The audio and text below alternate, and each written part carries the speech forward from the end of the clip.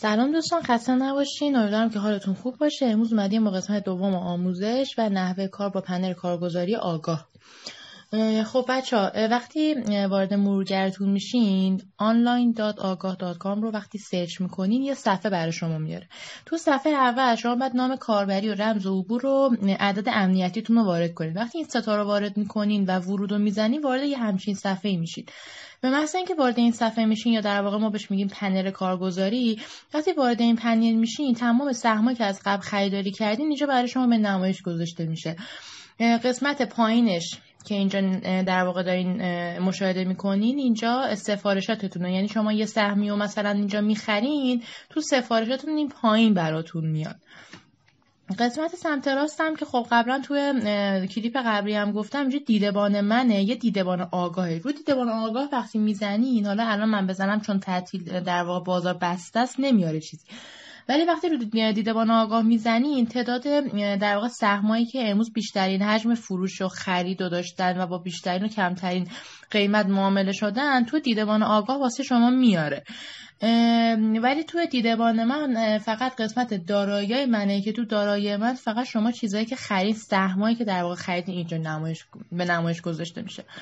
بچه از سمت چپ شروع میکنیم، به ترتیب میریم کل سایت رو براتون توضیح میدم. اولی که این در واقع آیکونی که روش وایسادم نوشته خروج، وقتی روی این میزنین برمیگرده در واقع به همون صفحه‌ای که شما نام کاربری و ایناتون رو وارد کردین و وارد این پنل کارگزاری خودتون شدین. سمت راستش اسم و فامیلتون رو میزنه که وقتی رو تنظیمات کلیک میکنین باز اسم و فامیلتون میاد و کد بورسی. یه کد باشگاه هم براتون میاد که الان اگه دقت کنین اضافه شده کد باشگاه براتون میاد که این کد باشگاهتون مربوط به باشگاه مشتریان آگاهه که تمام کسانی که کارگزاری آگاه هستن از در واقع مزایای باشگاه آگاه هم استفاده میکنن. حالا اینکه باشگاه آگاه چه مزایایی داره من توی کلیپ بعدی خودم براتون توضیح میدم. اینجا چیز خاصی نداره، فقط تغییر رنگ زمین و تغییر قالب نمایش و ایناست که اینا واقعا چیزای پیش پا افتاده، من فکر نمی‌کنم نیاز باشه که براتون توضیح بدم. برای همین میرم سراغ بعدی. اینجا ساعت در واقع سایت رو بهتون نشون میده، ساعتی که شما دارین در واقع از سایت استفاده میکنین و بهتون نشون میده که الان مثلا ساعت 3:26 اینجا هم این بالا هم 15:26. این تغییر همه قالب نمایش و در واقع تغییر رنگ زمین است که گفتم از تو تنظیمات اینجا میتونین ازش استفاده کنین. در رابطه همش برمیگرده به حالت گرافیک سایتتون، یعنی مثلا رنگ سایتتون، تم سایتتون که دوست دارین پنلتون مثلا مشکی تیره باشه یا روشن باشه، که من خودم روشن انتخاب کردم چون فکر میکردم تو کلیپ دید بهتری دارین روی سایت. بعد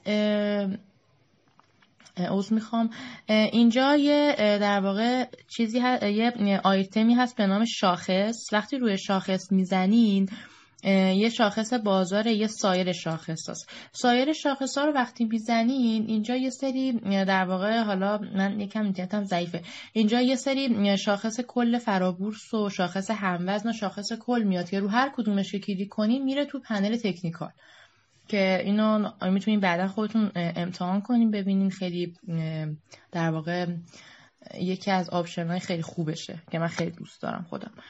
یکی هم شاخص بازاره که اینجا بازار بورس و بازار فرابورس و تمام اطلاعاتش رو اینجا به شما نشون میده.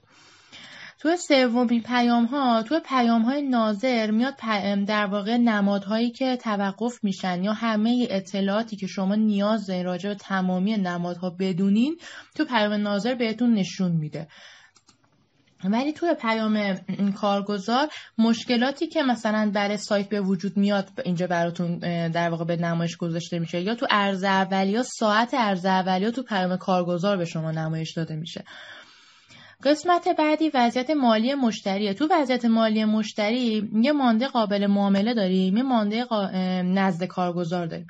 مانده قابل معامله یا نزد کارگزار همیشه باید با هم یکی باشه. اگه یه موقع یکی نبود 3 روز کاری که در واقع فرصت بدین، زمان بدین و صبر کنین یکی میشه، یعنی اصلا امکان نداره با هم فرق داشته باشه.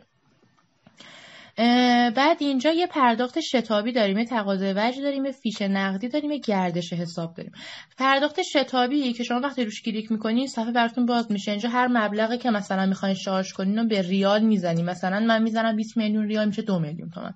اینجا هر درگاهی که میخواین انتخاب میکنین. من خودم همیشه بانک ملت در واقع شارژ میکنم، چون واقعا تا حالا به مشکلم نخوردم، ولی دوستان میگفتن مثل اینکه پارسیان و سامان یه وقت مشکل داره، پولو برمیگردونه تو کارگزاری.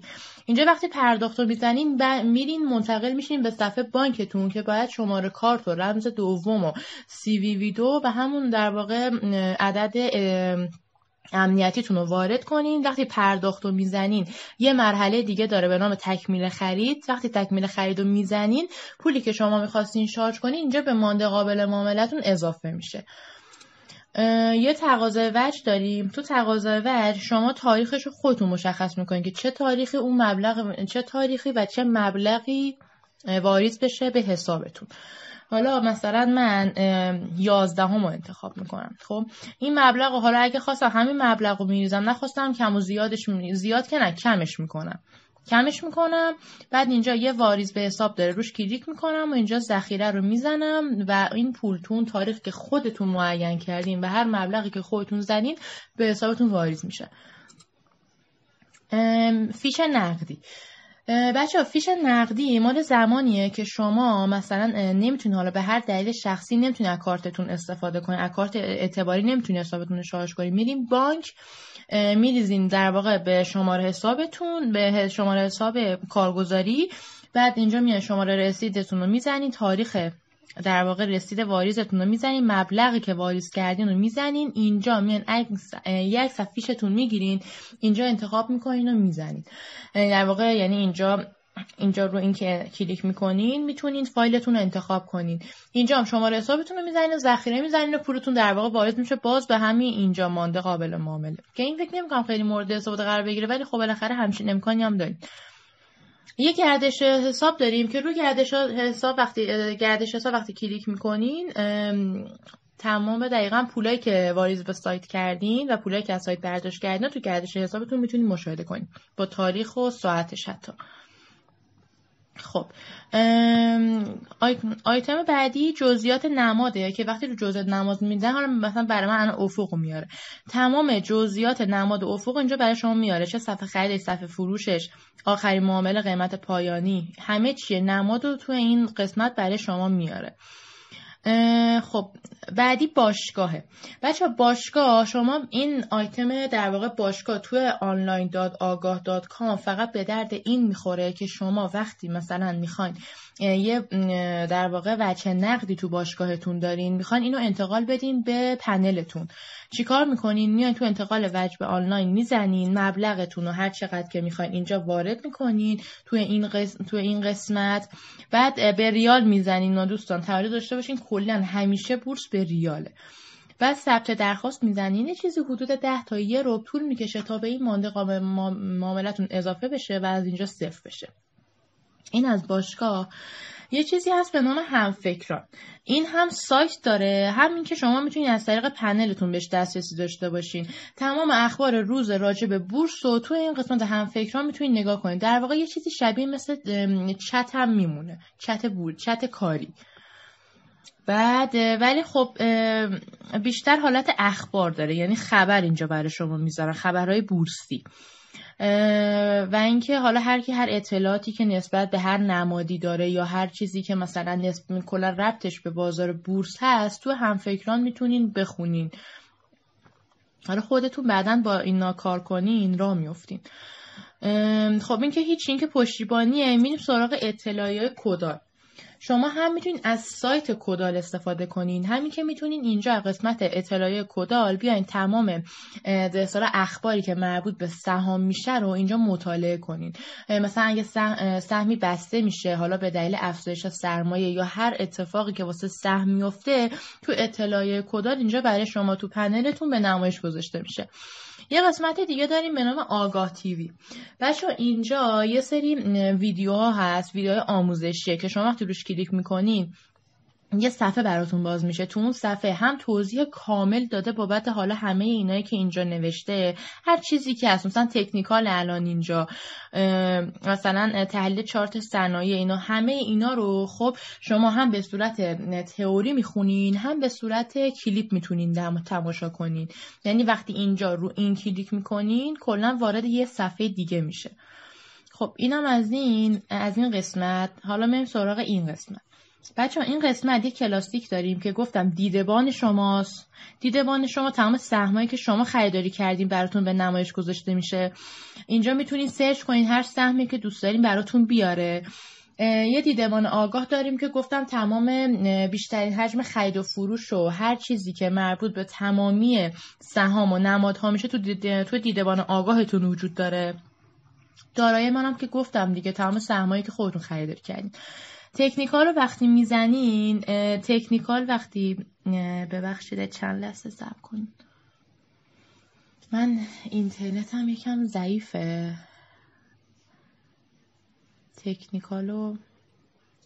تکنیکال در کل تکنیکال یه صفحه‌ایه که الان براتون اینجا باز میشه. در واقع نماداتون رو میتونین از طریق اینجوری چارتش رو براتون میاره، میتونین بررسی کنین که حالا یادگیری تکنیکال تو کلیپ های بعدی انشالله. یه اوراق بدهی هست. اوراق بدهی تمام سهامی که شامل در واقع اوراق بدهی میشه تو این صفحه برای شما نمایش گذاشته میشه که شما اینجا میتونید دوره پرداخت سود و قیمت آخرین معامله و حجم معاملات ماهانه و سالانه و اینا رو در این قسمت ببینید. بعد مثلا میتونید دوره پرداخت سودتون رو یه ماهه 2 ماهه اینا خودتون اینجا مثلا بزنین براتون بیاد که مثلا چه نمادایی مثلا 1 ماه دوره پرداخت سود داره. که حالا راجع به اوراق بدهی هم چون یه مبحث خیلی کامله، من اگه بخواین با توجه به نظرسنجی خودتون براتون کلیپ درست میکنم. خب بچه‌ها اینجا این منو رو میزنیم. خب اول این ستای اول رو که براتون توضیح دادم. پیام هم که همون چیزی بودش که اینجا بهتون گفتم، پیام کارگزار، پیام ناظره. سبد سهامتون هم که میشه سهامایی که دارین، یه چیزی شبیه همین دارایی‌های من. بعد عملکرد سبد سهام هم شما اینجا هر سهامی که خریداری کرده باشین به تمام تعداد و حالا قیمتی که خریداری کردین و قیمتی که الان هست تماما تو سبد سهامتون عملکردش براتون میاد. تو افزایش سرمایه های من اینجا نمادهایی برای شما به نمایش گذاشته میشه که شما سهماتون افزایش سرمایه خورده باشه و مثلا نحوه این که مثلا دیدین یه سری سهم بسته میشه به خاطر افزایش سرمایه، وقتی باز میشه به تعداد سهامتون اضافه میشه، بعد سهام جایزه دارن و اینا همه تو این قسمت به شما مشخص در واقع نشون داده میشه و اینجا مشخص میشه و اینجا میتونید تاریخ رو بزنید از هر تاریخی که خودتون مد نظرتونه. وقتی رو این میزنین خب اعمال فیلتر تاریخه، یعنی وقتی تاریختون رو مشخص میکنین روی این گزینه میزنین با توجه به تاریخ انتخابی شما اینجا براتون سهمایی که قبلا بسته شده و افزایش سرمایه خورده براتون اینجا میاد. بعد گزینه بعدی سودای تقسیمیه. سودای تقسیمی شامل سهمایی میشه که مجمع عمومی یا مجمع عادی بهشون تعلق گرفته که اونم باز مثل همون قبلی میمونه. اینجا بعد تاریخ بزنین و اعمال فیلتر کنین. خب تراکنش‌های دستی. تراکنش‌های دستی چیه؟ تراکنش‌های دستی وقتی میزنین یه همچین صفحه‌ای براتون باز میشه. حالا شما باید چیکار کنین؟ شما باید بیاین برین توی سبد سهامتون. میخوام بهتون یاد بدم تراکنش‌های دستی رو.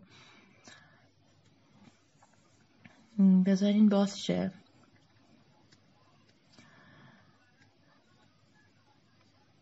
من واقعا عذرخواهی میکنم. خب اینجا سهمایی که شما خریدین براتون اینجا کامل میاد. خب شما اینجای بغل سهمه هست نوشته افزودن تراکنش دستی. وقتی روش میزنین نماد براتون میاد، تاریخش رو مشخص میکنین، مثلا همین امروز رو میزنیم 9/10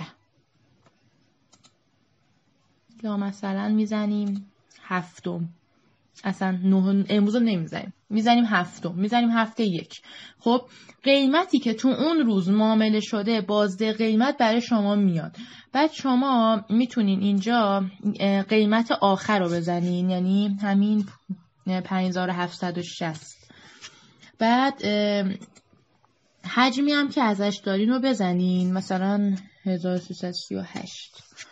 بعد شما اگه قیمتی که زدینو، یعنی قیمتی که اینجا زدینو با کارمزد محاسبه کردین که این تیکو باید بردارین، اگه نکردین تیکش بمونه. بعد وقتی اینجا خرید میزنین یا حالا مثلا به تعداد سهامتون اضافه میکنه. خب اگه فروش بزنین هم که میفروشه. اینو فقط میخواستم بهتون یاد بدم، چون فقط باید حتما بیاین تو سبد سهامتون انجامش بدید.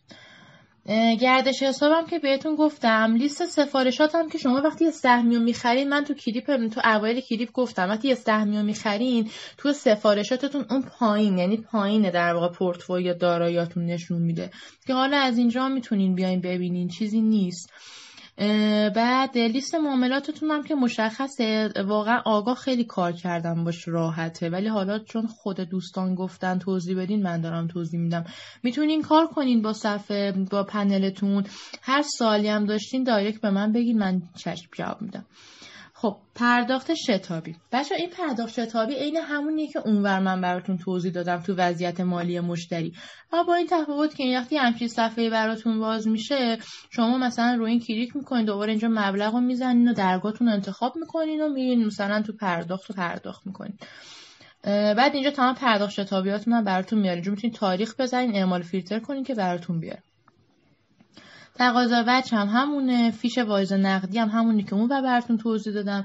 بچه تا تغییر کارگزاری ناظر، شما مثلا یه سهمی رو میخواین انتقال بدین به کارگزاری دیگه، خب میایین وقتی روش میذارین یه همچین صفحه براتون باز میشه، روی این مثبتی که کلیک میکنین، خب اینجا نمادتون رو میزنین، مثلا من میذارم افق، ببخشید من میذارم افق، بعد اینجا مثلا برام افق کوروش میاره. خب افق کوروشو که میاره، من روی این ذخیره بزنم، خب اینو در واقع میتونم انتقال بدم به یه کارگزاری دیگه ای.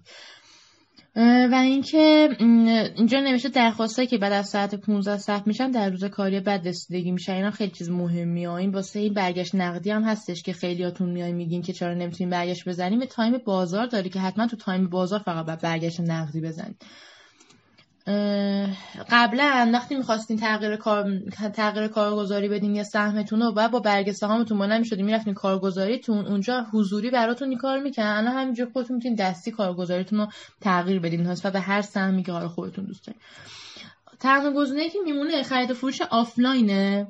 تو خرید و فروش آفلاین هم مثل آنلاین میمونه، چیز خاصی نداره. شما رو درخواست خرید و فروش میزنین، سهمتون رو میزنین، تعدادی که میخواین بخرین رو میزنین یا تعدادی که میخواین بفروشین رو میزنین، قیمتش هم میزنین و ثبت درخواست آفلاین میکنین. فردا تو تایم بازار برای شما سهم میفروشه یا میخره. و اینکه یه نسخه قدیمی داریم که نسخه قدیمیش هم که مال زمان قبل آپدیت سایته که فکر نمی‌کنم چیز خیلی خاصی باشه که حتما خودتون می‌دونید بعدا تست کنید.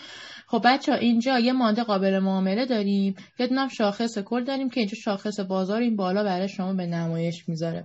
امیدوارم که از این کلیپ هم به نفع اصلا استفاده کنین. نظراتتون خیلی برام مهمه. هر سوالی هم داشتین خوشحال میشم که حتما دارید که از من بپرسین. مراقب خودتون باشین. فعلا خدا نگهدار.